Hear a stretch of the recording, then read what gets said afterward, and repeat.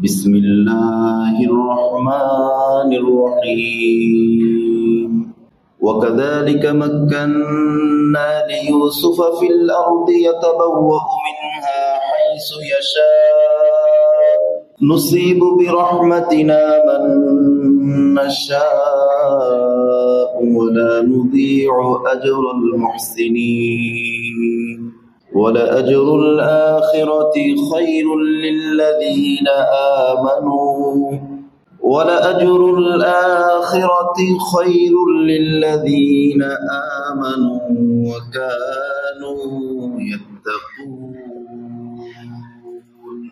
صدق الله مولانا العظيم وصدق رسوله النبي الكريم ونحن على ذلك لمن الشاهدين والشاكرين والحمد لله رب العالمين সূরা ইউসুফের দুইটা আয়াত তিলাওয়াত করা হলো। আজকের তিলাওয়াতকৃত আয়াতে মহান আল্লাহ রাব্বুল আলামিন বলেন, আমি এভাবেই আমার বান্দা ইউসুফকে পৃথিবীর মধ্যে প্রতিষ্ঠিত করেছি। ফলে তিনি নিজ ইচ্ছে মতো পৃথিবীর মধ্যে অত্যন্ত সম্মানের সাথে বিচরণ করেন। আর আমার নিয়ম হচ্ছে, আমি যাকে ইচ্ছে তাকে আমার বিশেষ করুণা, বিশেষ অনুগ্রহ, বিশেষ রহমত দান করে থাকি। তবে যারা সুন্দরভাবে ইবাদত করে, যারা আমার বিধানকে সুন্দরভাবে পালন করে, আমি কখনোই তাদের প্রতিদান নষ্ট করি না। দুনিয়ার মধ্যে আমি তো তাদের কিঞ্চিত প্রতিদান দেই, তবে আখিরাতের প্রতিদান তাদের জন্য অনেক বেশি উত্তম এবং অনেক বেশি মর্যাদা সম্পন্ন এবং অনেক বেশি স্থায়ী। বস্তুত আখিরাতের প্রতিদান রয়েছে তাদের জন্য যারা ঈমান এনেছে এবং যারা তাকওয়া অবলম্বন করেছে। এটা ছিল আজকের তিলাওয়াতকৃত আয়াতের সাবলীল অনুবাদ। আজকের তিলাওয়াতকৃত আয়াতে অনেকগুলি মেসেজ আছে, আল্লাহ রাব্বুল আলামিনের পক্ষ থেকে অনেকগুলি বার্তা আছে এবং জীবনকে যে সাজাতে চায়, জীবনকে যে শরিয়ার রঙে রাঙাইতে চায়, তার জন্য উপদেশ আছে। প্রথমেই আল্লাহ রাব্বুল আলামিন বলেছেন, আমি ইউসুফকে পৃথিবীর মধ্যে প্রতিষ্ঠিত করেছি। কাজেই বোঝা যায় কোনো মানুষ একা একা প্রতিষ্ঠিত হতে পারে না এবং কোনো মানুষকে কোনো মানুষ প্রতিষ্ঠিত করতে পারে না। প্রতিষ্ঠিত করেন কে? আল্লাহ প্রতিষ্ঠিত করেন। সুতরাং প্রতিষ্ঠিত যেহেতু আল্লাহ করেন, কাজেই আল্লাহকে নারাজ করে, আল্লাহর নাফরমানি করে কেউ কোনোদিন পৃথিবীতে প্রতিষ্ঠিত হতে পারে না। সাময়িক কিছুদিন কেউ আধিপত্য বিস্তার করতে পারে, এটাকে প্রতিষ্ঠিত বলে না। এটাকে যদি প্রতিষ্ঠিত বলা হয় তাহলে ফিরাউন কি প্রতিষ্ঠিত ছিল? সাময়িক কিছু আধিপত্য কয়েকদিন সে বিস্তার করেছে, কিন্তু কোন মানুষ পৃথিবীর মধ্যে, ইহুদি খ্রিস্টানরাও কে ফিরাউন নাম রাখে। সে কতটা ধিক্কৃত, আবু জেহেল কতটা ধিক্কৃত, কতটা নিন্দিত। এজন্য আল্লাহ রাব্বুল আলামিন যাকে প্রতিষ্ঠিত করেন মূলত সেই প্রতিষ্ঠিত হয়।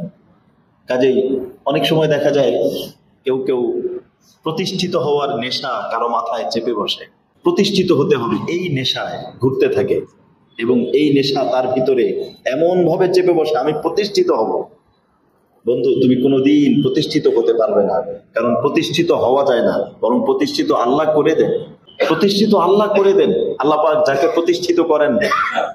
রাসূল সাল্লাল্লাহু আলাইহি ওয়াসাল্লামের ব্যাপারে মক্কার কাফেররা বলেছিল, শেষ পর্যন্ত যখন নবীর সাথে পেরে ওঠে না, তখন বলে উঠেছিল তারা, মুহাম্মাদের অধ্যায়টা বাদ দাও না, সে আর কতদিন।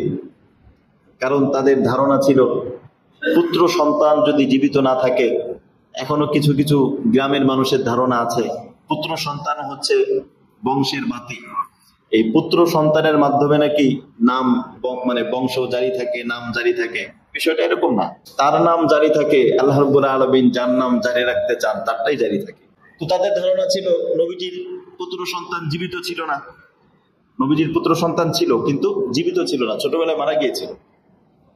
তখন তারা মনে করেছিল যে নবীজির ইন্তেকালের পরে নবীজির অধ্যায় পৃথিবী থেকে মুছে যাবে। আল্লাহ রাব্বুল আলামিন বলেছেন, না, নবীজির অধ্যায় কোনোদিন মুছবে না। নবীজি মুছার জন্য আসে নাই। নবীজি কোনোদিন, নবীজির অধ্যায় কোনোদিন মুছবে না।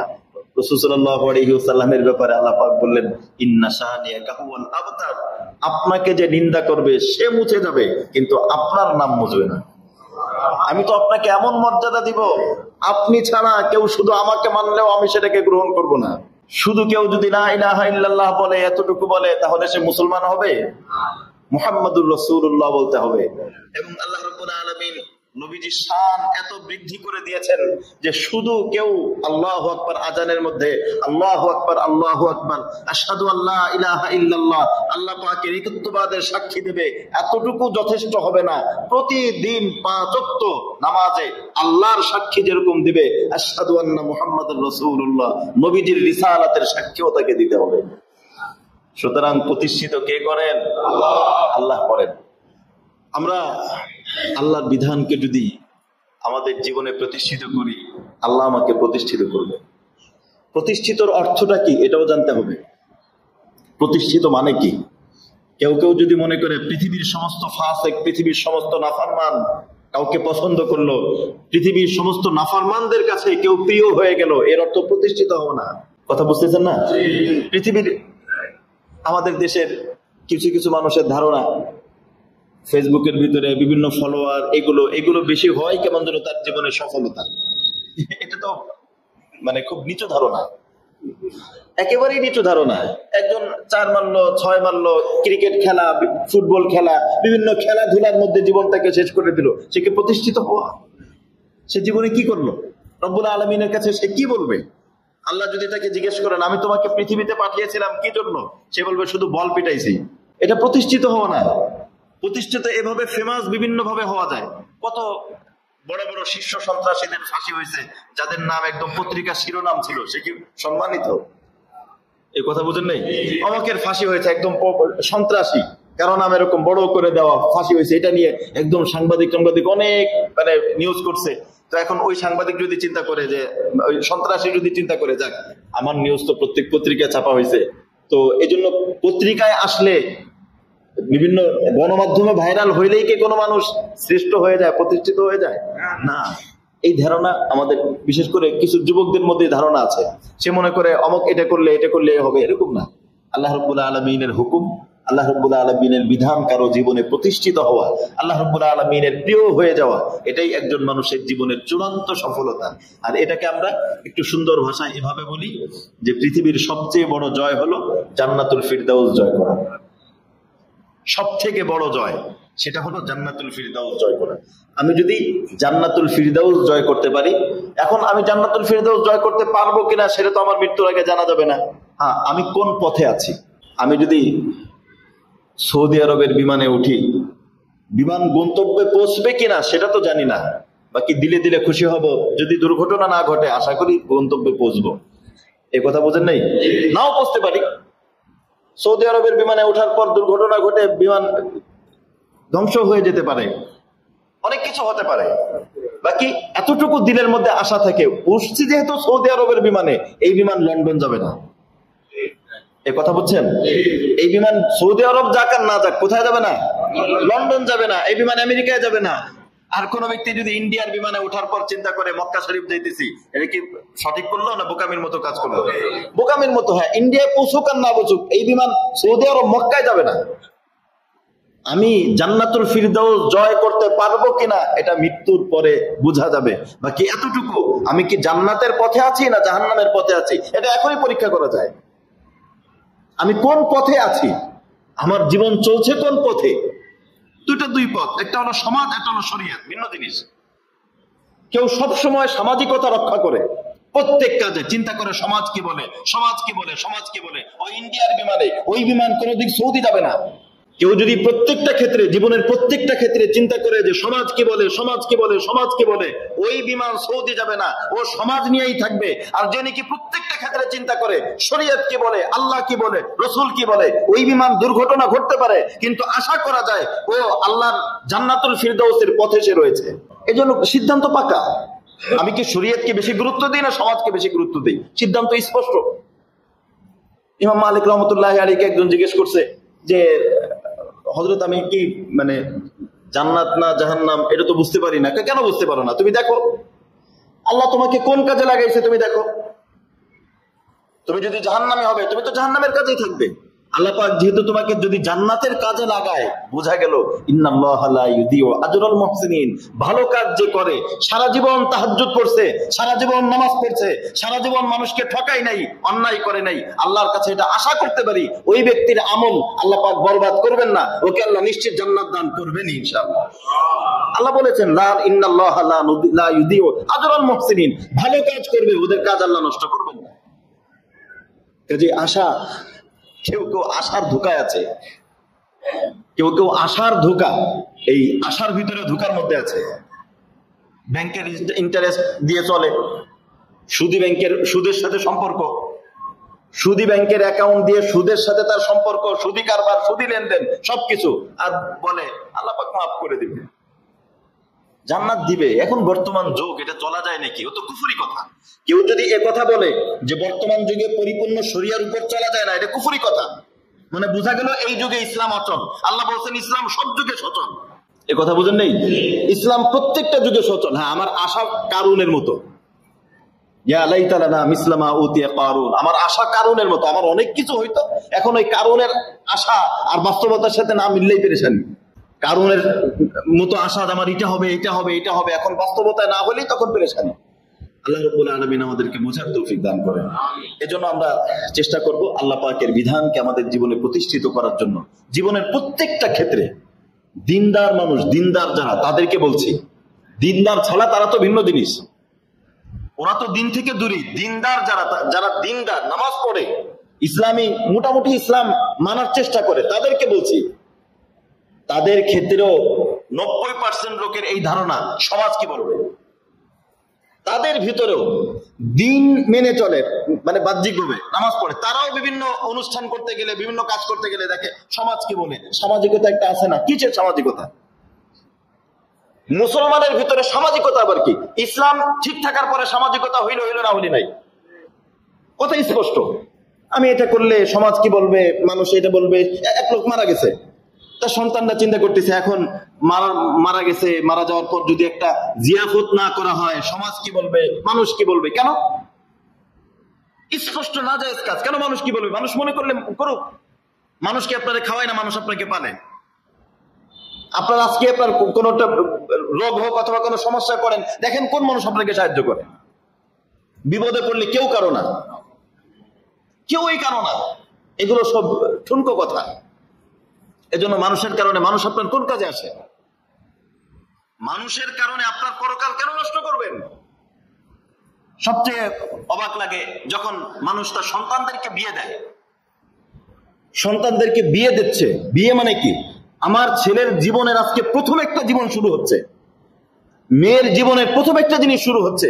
সামনে এদের কত কিছু আছে, সংসার বনিবনা হইতে পারে, নাও হইতে পারে, সন্তানও না হইতে পারে, তালাকও হয়ে যেতে পারে, কত কিছু সম্ভাবনা আছে। সেখানে আল্লাহ রাব্বুল আলামিনের হুকুম মেনে তাদের জীবনটা শুরু করা, এটাকে অনেক বেশি জরুরি না? এই জায়গায় আমি নাফরমানি করলাম সমাজের জন্য, সমাজের জন্য এই একটু আয়োজন না করলে মানুষ কি বলবে, মানুষ আবার কি? এই ধ্যান ধারণাটা মুসলমান, এটা বর্তমান মুসলমানরা বড় শিরকের মধ্যে নিমজ্জিত। খালি সমাজ আর মানুষ বলে, কিসের সমাজ, কিসের মানুষ? আল্লাহ রাব্বুল আলামিনকে নারাজ করে কোন সমাজ, কোন মুসলমান মানতে পারে না। আপনি আগে সিদ্ধান্ত নেবেন আপনি মুসলমান কিনা, এটা পাক্কা কথা। আমরা মাঝে মাঝে হতাশ হয়ে যাই। দিনদার মানুষ, দিন মেনটেন করে, নামাজ পড়ে, লিবাস ঠিক, ওই ব্যক্তিদের সাথে আমাদের কেন তর্ক করা লাগবে? আপনার আল্লাহ আমার আল্লাহ এক, আপনার রসুল আমার রসুল এক, আপনার গন্তব্য আমার গন্তব্য এক, তাহলে আপনি আমার কথা কেন বুঝবেন না? আশহাদু আল্লা ইলাহা ইল্লাল্লাহ মানে কি? আমি শুধুই আল্লাহর বিধান মানবো। আল্লাহর বিধান মানার পরে অন্য কিছু যদি মানা যায় আলহামদুলিল্লাহ, সমস্যা নেই। আল্লাহর বিধান মানার পরে আল্লাহ রাব্বুল আলামিন আমাকে সতর ঢাকতে বলছেন, কথার কথা সতর ঢাকতে বলছেন, আমি সতর ঢাকলাম। সতর ঢাকার পরে এখন আমি জামা ভালো পড়তে পারি, খারাপ মানে আরো বেশি পড়তে পারি, এটা আমার বিষয়। আল্লাহ রাব্বুল আলামিন আমাকে গুনাহ থেকে বেঁচে থাকতে বলছেন, আমি গুনাহ থেকে বেঁচে থাকার পরে আমি একটু ভালো খাইলাম, একটু ভালো পড়লাম, একটু ভালো বাড়ি করলাম, কোনো সমস্যা নেই। কিন্তু আল্লাহর বিধান যেখানে লঙ্ঘন হবে সেখানে আবার সমঝোতা কিসের? এই কথা বুঝতেছেন? আল্লাহর বিধান যদি লঙ্ঘন হয়ে যায় সেখানে সমঝোতা কিসের? আমি কোন একটা রাজনৈতিক দল করি, যে কোনো দল হতে পারে, আমি একটা দল করি, সেখানে আমার দলের প্রধান উনি এমন একটা কথা বলছে যে কথা ঈমান থাকে না। এখন আমি কি করব? স্পষ্ট কথা, পাক্কা কথা, স্পষ্ট। এখন আমি কি করব? আমার দলের প্রধান এমন একটা, এখন আমি কি করি? এটাকে এখন কিভাবে বৈধ করা যায়? এখন তার পিছনে না, এটা ঠিক আছে, উনি এইভাবে বলছে, এটা ঠিক আছে, এই যে আমি তার পিছনে লেগে গেছি কেন? আমি স্পষ্ট করে বলি, নেতা আপনার দল করতে পারে, বাকি ইসলাম আগে। আপনার এই কথা ঠিক না। স্পষ্ট কথা, আপনার কথা ঠিক না। এটা ইসলামকে কটাক্ষ করে, ইসলামের বিধানকে লঙ্ঘন করে, এই কথা ঠিক না। আজকে আমাদের মতো জনগণের কারণে নেতারা নষ্ট হয়ে যায়। আমি যদি নেতা হই, আমার যদি এরকম কোনো কথা 10 জন প্রতিবাদ করে, তাহলে আমি কথাও ভেবে চিন্তে বলবো। এ কথা বুঝতেছেন না?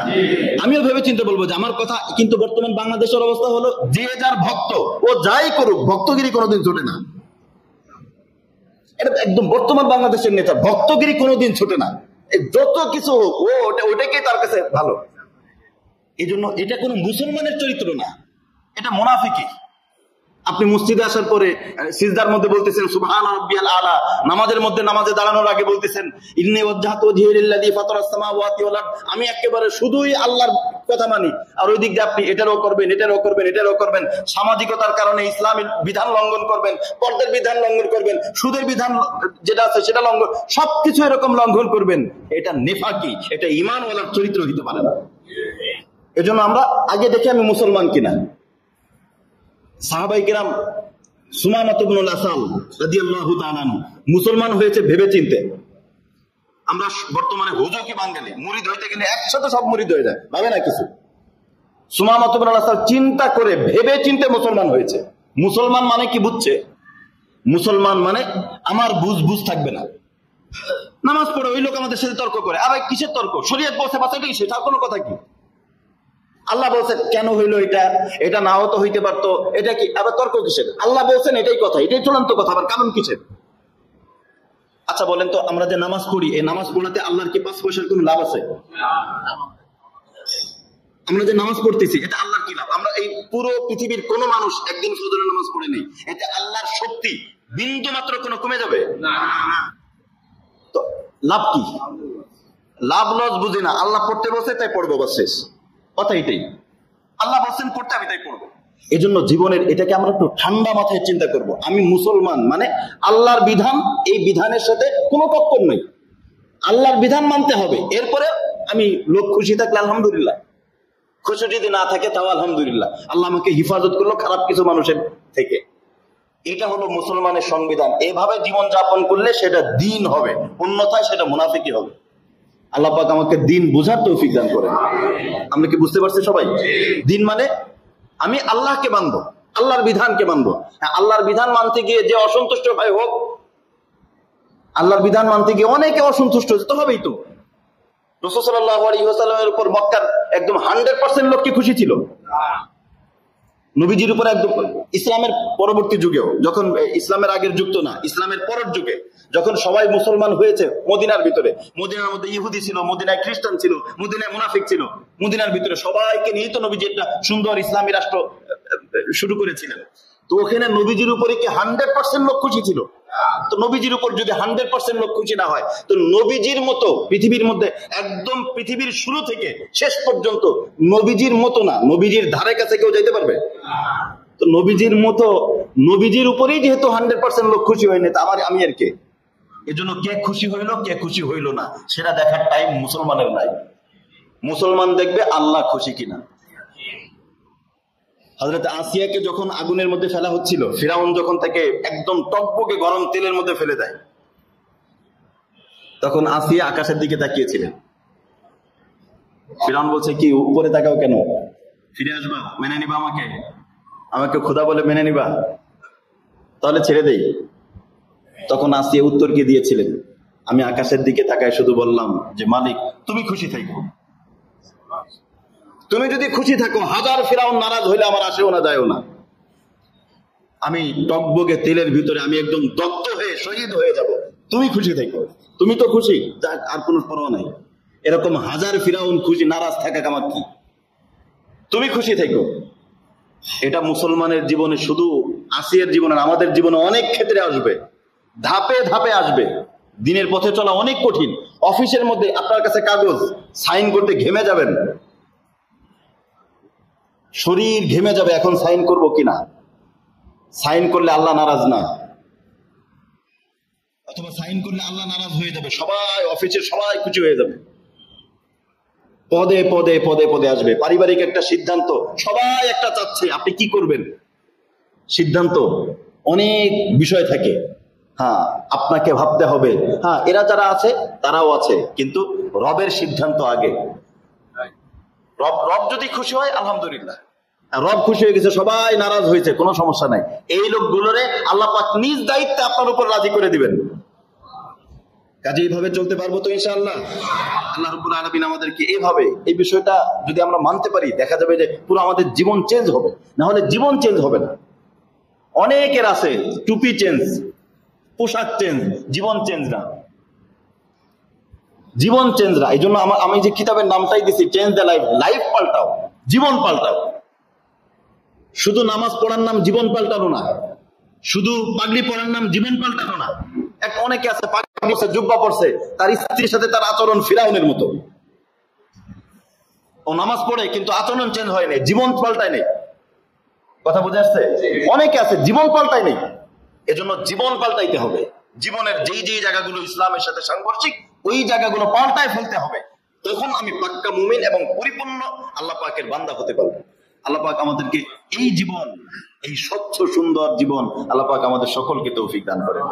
তো আল্লাহ রাব্বুল আলামিন এখানে বললেন, ইন্না লা নুদিউ আজরাল মুহসিনিন, আমি ইহসানকারীদের প্রতিদানকে নষ্ট করি না। তাফসীরের ভিতরে আসছে আল্লাহ রাব্বুল আলামিন কাদের কাদের প্রতিদান নষ্ট করেন না আর কাদের কাদের প্রতিদান নষ্ট করেন। স্বাভাবিকভাবে দেখা যায় তিন শ্রেণীর ব্যক্তি, কোরআনের মধ্যে আসছে যে তিন শ্রেণীর ব্যক্তি যাদের প্রতিদানকে আল্লাহ পাক নষ্ট করেন না। তারা কারা? 1 নম্বর সূরা আরাফের 170 নম্বর আয়াত, আল্লাহ রাব্বুল আলামিন বলেছেন, ওয়াল্লাযীনা ইউমাসসিকুনা বিল কিতাব ওয়া আকামুস সালাহ ইন্না লা নুদিউ আজরাল মুসলিহিন। ওয়াল্লাযীনা ইউমাসসিকুনা বিল কিতাব, যারা কিতাবকে আঁকড়ে ধরেছে, ওয়া আকামুস সালাহ, এবং নামাজ প্রতিষ্ঠিত করেছে, নামাজ কায়েম করেছে, নামাজের প্রতি যত্নবান হয়েছে।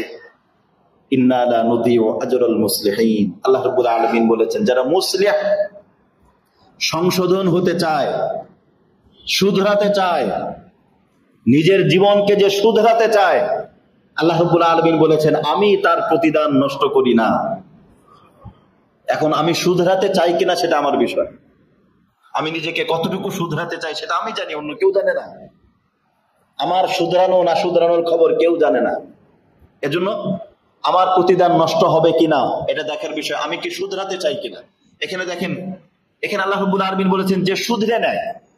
তো শুধরে নেয় এমন হতে পারে একজন গুনাহগার হতে পারে, কিন্তু সে যদি শুধরে নেয়, আগে গুনাহ করেছে এখন সে শুধরে নিচ্ছে, আগে ভুল করেছে এখন ভুলগুলো শুধরে নিচ্ছে, এরকম যদি হয় যে সে শুধরাতে চায়, ভালো পথে আসতে চায়, আলোর পথে আসতে চায়, জীবনে কোনো একটা সময় কোনো একটা অধ্যায় ছিল, থাক, আল্লাহ পাক সবার জন্য দরজা খোলা রেখেছেন।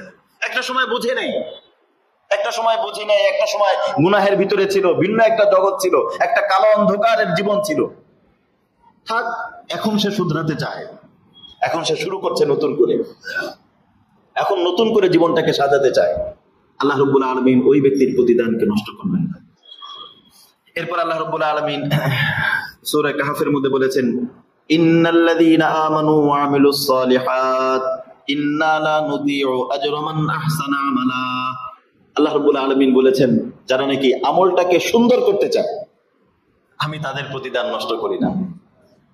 একটা হচ্ছে আমল করা, আর হচ্ছে আমলটাকে সুন্দর করা নাকি বেশি করা।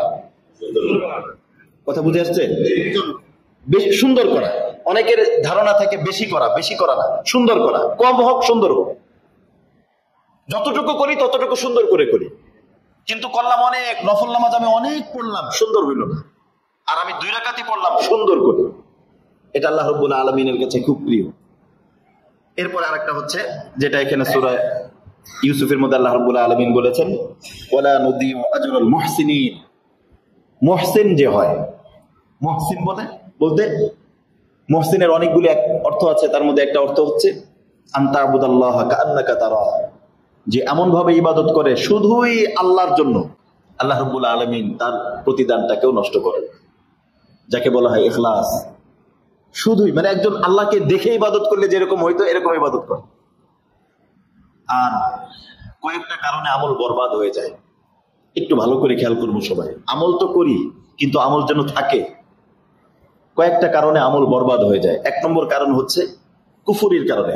কুফরির কারণে আমল বরবাদ হয়ে যায়। যত আমলই করুক, কুফরি যদি করে সব আমল শেষ, একদম মুছে যায়, পরিপূর্ণ মুছে যায় কুফরির কারণে।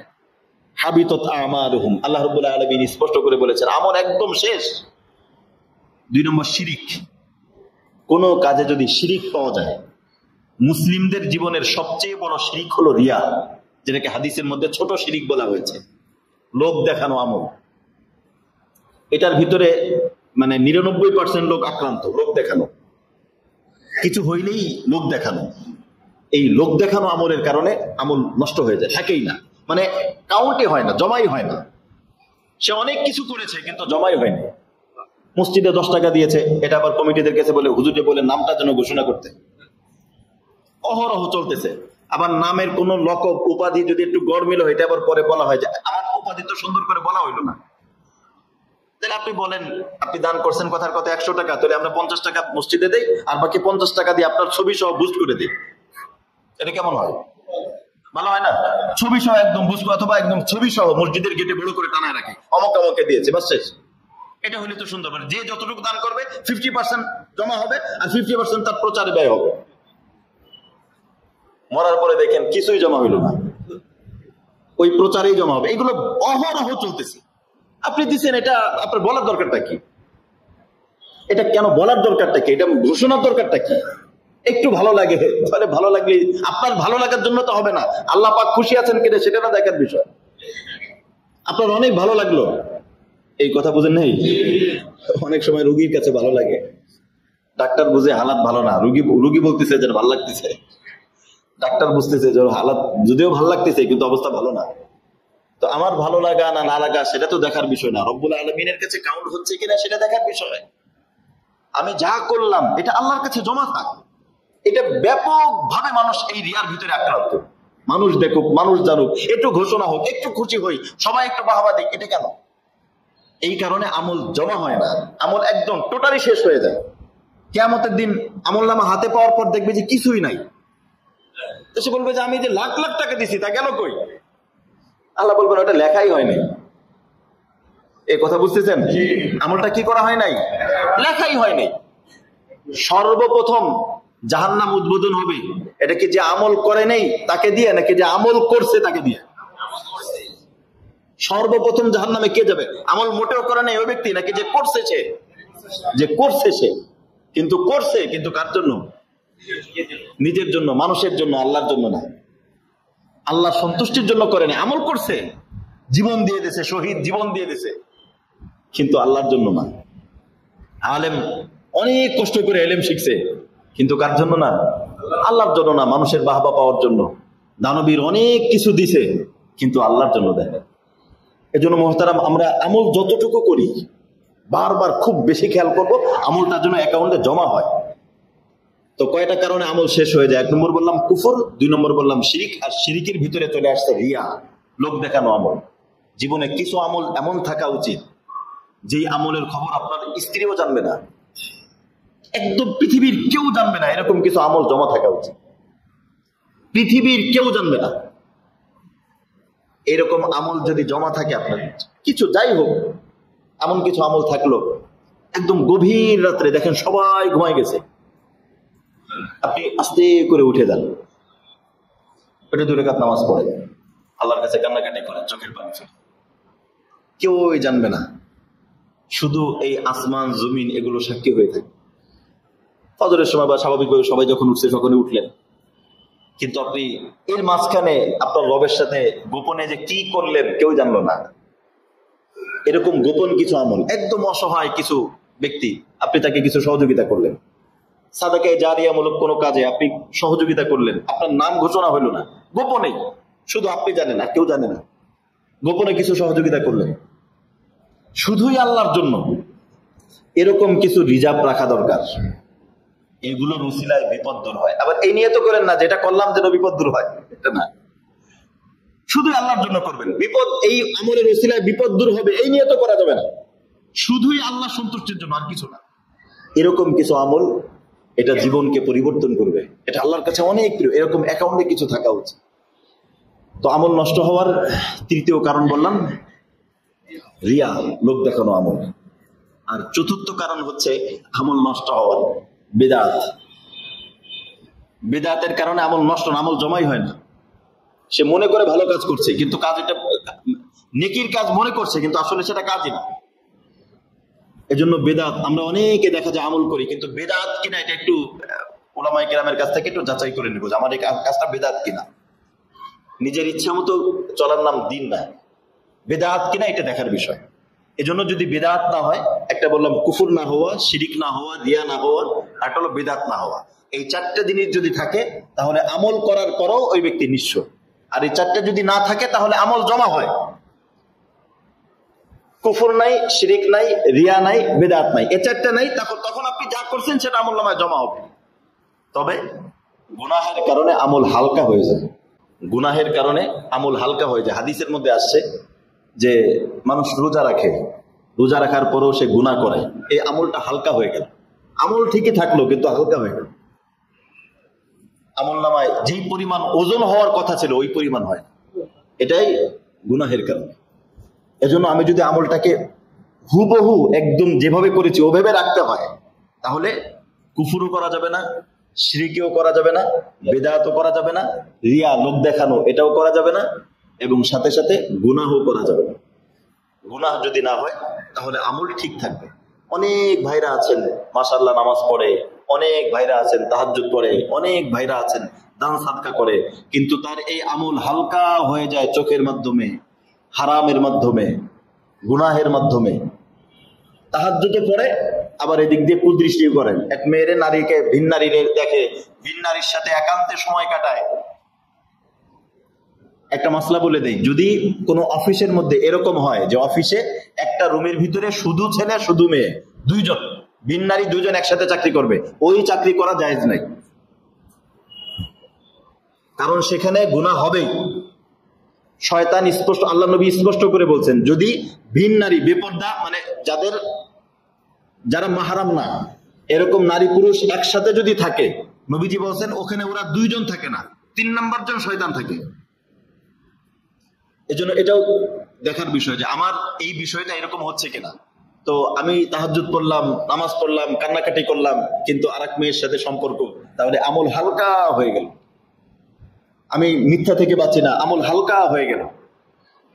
এজন্য আমি যদি চাই যে আমলটা হুবহু ঠিক রাখবো, তাহলে আমাকে এই 5টা বিষয় থেকে বাঁচতে হবে। পারবো ইনশাআল্লাহ? 1 নম্বর কুফর, 2 নম্বর শিরিক, 3 নম্বর রিয়া, 4 নম্বর বেদাত, 5 নম্বর গুনাহ। 5 নম্বর কি? গুনাহ। ওই 4টা না হইলে আমল হবেই না। আর বাকি গুনাহ যদি হয় তাহলে আমল থাকে, কিন্তু সেটা কি হালকা হয়ে যায়, ওই পরিমাণ কোয়ালিটি সম্পন্ন হয় না। নবীজি বলেছেন কেউ কেউ রোজা রাখে, রোজাটা জাহান্নামের আগুন থেকে বাঁচার জন্য ঢাল, কিন্তু কারো কারো ঢাল এত হালকা হয়ে যায় গুনাহের কারণে, ওই ঢাল দিয়ে জাহান্নামের আগুন থেকে বাঁচা যায় না। আল্লাহ পাক আমাদেরকে হেফাজত করেন। এরপরে আল্লাহ রাব্বুল আলামিন বলেন, ওয়ালা আজরুল আখিরাতি খায়রুল লিল্লাযিনা আমানু ওয়া কানু ইয়াত্তাকুন। যারা নাকি মুত্তাকি হবে, ঈমান এনেছে এবং মুত্তাকি হবে, আল্লাহ রাব্বুল আলামিন বলেন তাদের প্রতিদান আল্লাহর কাছে অনেক বেশি। এবং মুত্তাকিদের প্রতিদান হুবহু এই গুনাহ থেকে বাঁচার জীবনের নামই হলো মুত্তাকি। যে নাকি গুনাহ থেকে বেঁচে থাকে তার নামই হলো কি? মুত্তাকি। এই মুত্তাকিদের প্রতিদান আল্লাহ রাব্বুল আলামিন বলেছেন খায়রুন, অনেক উত্তম। কতটুকু উত্তম? আল্লাহ পাক জানেন কতটুকু উত্তম। তাকওয়াওয়ালাদেরকে আল্লাহ রাব্বুল আলামিন আজীব আশ্চর্য ধরনের প্রতিদান দিবেন। এজন্য আমরা চেষ্টা করব আমাদের জীবনটাকে তাকওয়ার পথে চালানোর জন্য। এরপরে ঘটনা, হযরত ইউসুফ আলাইহিস সালাম যখন নাকি উনি বললেন যে আমার ভিতরে 2টা গুণ আছে, যোগ্যতাও আছে এবং তাকওয়াও আছে, আল্লাহর ভয়ও আছে, আপনি আমাকে দায়িত্ব দিতে পারেন। আজিজে মিসর না, মিশরের প্রেসিডেন্ট রাইয়ান ইবনে ওলীদ। আজিজে মিসরের অধ্যায় তো শেষ। রাইয়ান ইবনে ওলীদ উনি হচ্ছে পুরো মিশরের প্রেসিডেন্ট ছিলেন। উনি বললেন যে আপনি 2 বছর, 1 বছর 1 বছর পর্যন্ত আপনি আমার মেহমান হিসেবে থাকেন এবং রাষ্ট্রীয় কাজ আপনি পর্যবেক্ষণ করেন, আপনি সবকিছু সুন্দরভাবে দেখেন, এরপরে আমি আপনাকে দায়িত্ব দেব। 1 বছর যখন দেখা শেষ হলো, হযরত ইউসুফ আলাইহিস সালামকে রাইয়ান ইবনে ওলীদ, মিশরের প্রেসিডেন্ট, উনি রাষ্ট্রীয়ভাবে ওনার মাথায় মুকুট পরায় দিলেন। এমনি কত সুন্দর মানুষ, এরপর ওনার মাথায় রাষ্ট্রীয় মুকুট পরায় দিলেন, ওনার হাতে আংটি পরানো হলো এবং ওনাকে স্পেশাল ফোর্স হিসেবে ওনাকে 1 লক্ষ সৈন্য দান করা হলো, যে এই 1 লক্ষ সৈন্য থাকবে ওনার অধীনে। এরপরে ওনার জন্য একটা সিংহাসন তৈরি করা হলো, 30 হাত লম্বা 10 হাত চওড়া, এরকম একটা সিংহাসন ওনার জন্য তৈরি করা হলো।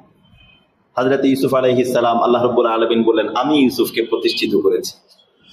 আল্লাহ রাব্বুল আলামিন যদি প্রতিষ্ঠিত করেন, কত সুন্দর করে করেন। হযরত ইউসুফ আলাইহিস সালাম শাহী মর্যাদা এবং ফোর্স নিয়ে তিনি বাহিরে যখন বের হন, সমস্ত মানুষ তাকায় থাকে। এমনি সুন্দর মানুষ, আরো শান শৌকতওয়ালা, খুব অন্যরকম। একবার উনি বাহিরে বের হয়েছেন, হঠাৎ দেখেন জুলাইখার অবস্থা পরিবর্তন হলো। জুলাইখার স্বামী, তার ইন্তেকাল হয়ে গেল। আর জুলাইখার স্বামী তো, তার ভিতরে পৌরসত্ব ছিল না, যার কারণে মানে শারীরিকভাবে দুর্বল ছিল, যার কারণে তার কোনো সন্তান হয়নি। তো ওর মৃত্যু হয়ে গেল। আর জুলাইখার পারিবারিক ভাবেও সে প্রতিষ্ঠিত ছিল না। তো যখন নাকি স্বামীর মৃত্যু হয়ে গেলে, তখন উনি আর কয়দিন থাকবে? আর মাঝখানে কিন্তু সময় কেটে গেছে অনেক বছর। জেলখানায় ছিলেন কত বছর? 12 বছর। আর এরপরে গেল কয় বছর? 13 বছর। 13 বছরের ভিতরে লম্বা একটা পরিবর্তন, জীবনের পরিবর্তন হলো। জীবনটা এরকমই, পরিবর্তন হয়, পরিবর্তনের নামই জীবন। আল্লাহ রাব্বুল আলামিন কোরআনের মধ্যে বলেছেন, ওয়াতিলকাল আইয়ামু নুদাবিলুহা বাইনান নাস, আমি মানুষের মাঝে সময়গুলোকে পরিবর্তন করি। কখনো এর সময় আসে, কখনো ওর সময় আসে, সময় কখনো কার না কার আসে। বুদ্ধিমান ওই ব্যক্তি যে নাকি সময় আসার পরে সময়টাকে কাজে লাগায়। জীবনে সব সময় সম্পদ আসে না, সব সময় সফলতাও আসে না। হ্যাঁ, কখনো আসে, আবার কখনো ব্যর্থতা আসে, কখনো দুঃখ পেরেশানি আসে, বালা মুসিবত আসে। এটা এভাবেই জীবনটা সাজানো। একদম টানা সুখের ভিতরেই থাকবে এমনটা না, আবার টানা দুঃখের ভিতরে থাকবে এমনটাও না। হ্যাঁ, দেখার বিষয় হচ্ছে আমার যখন সুদিন ছিল তখন আমি কতটুকু সময়গুলোকে কাজে লাগিয়েছি।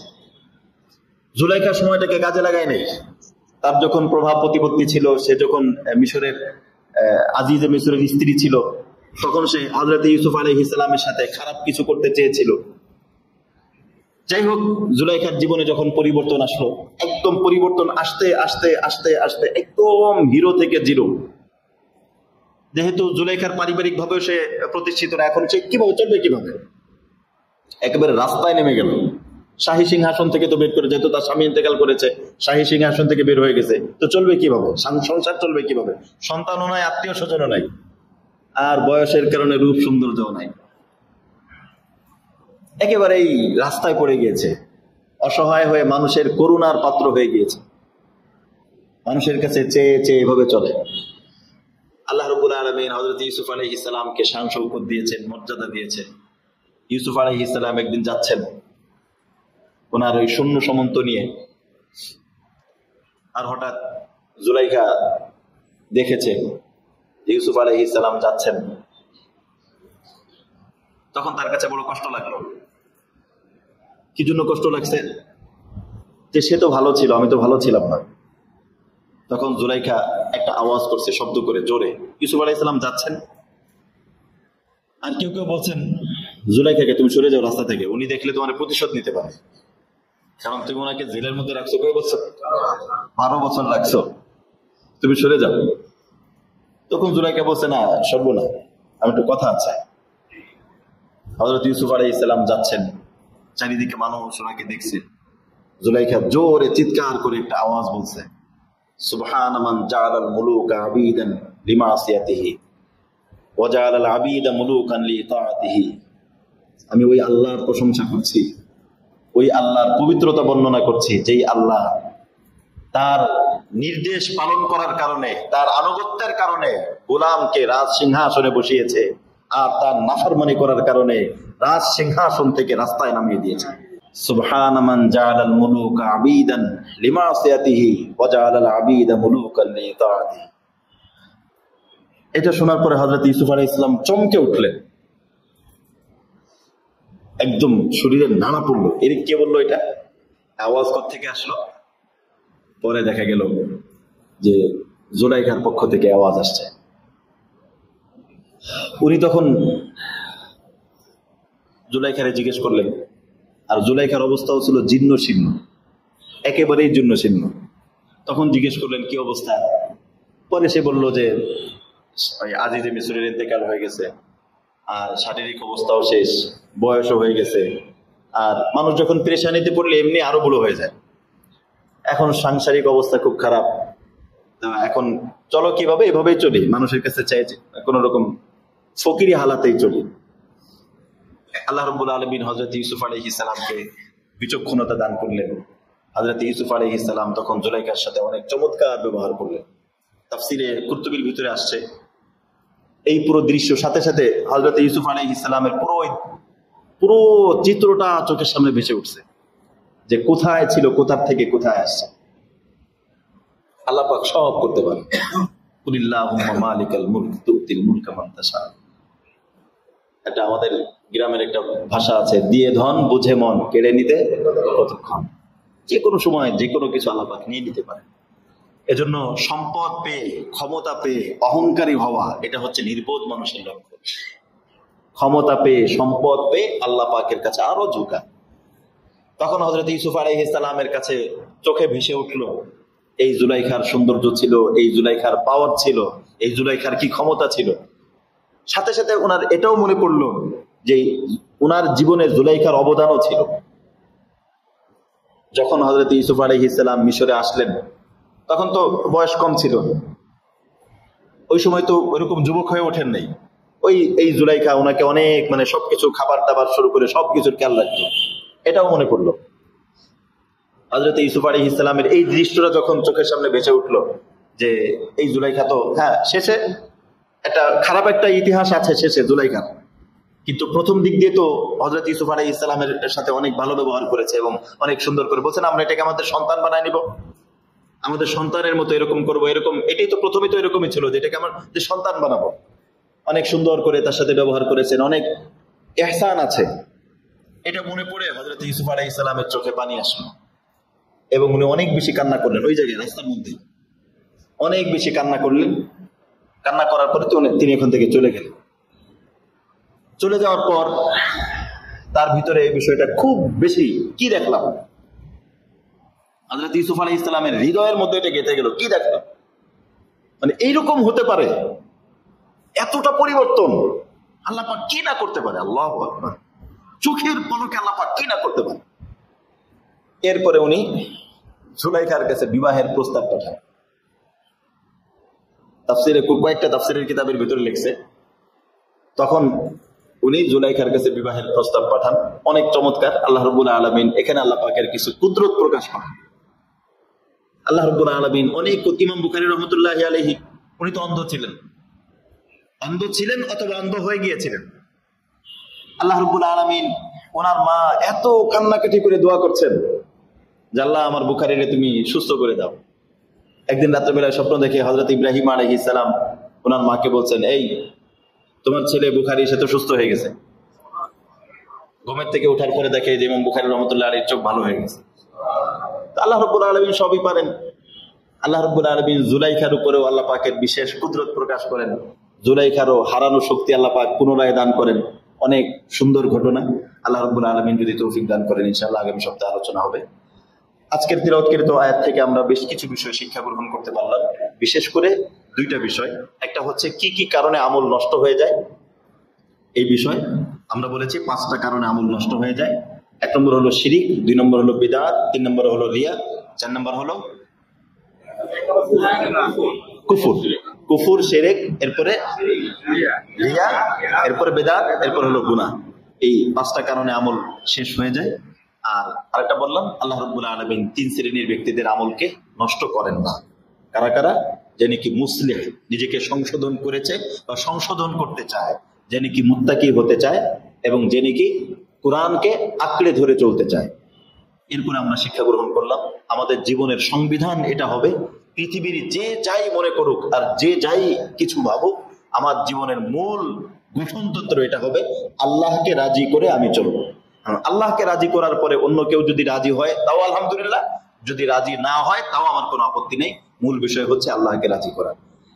আল্লাহ রাব্বুল আলামিন আমাদেরকে যে কথাগুলো বলা হলো, আল্লাহ রাব্বুল আলামিন আমাদেরকে আমল করার তৌফিক দান করেন।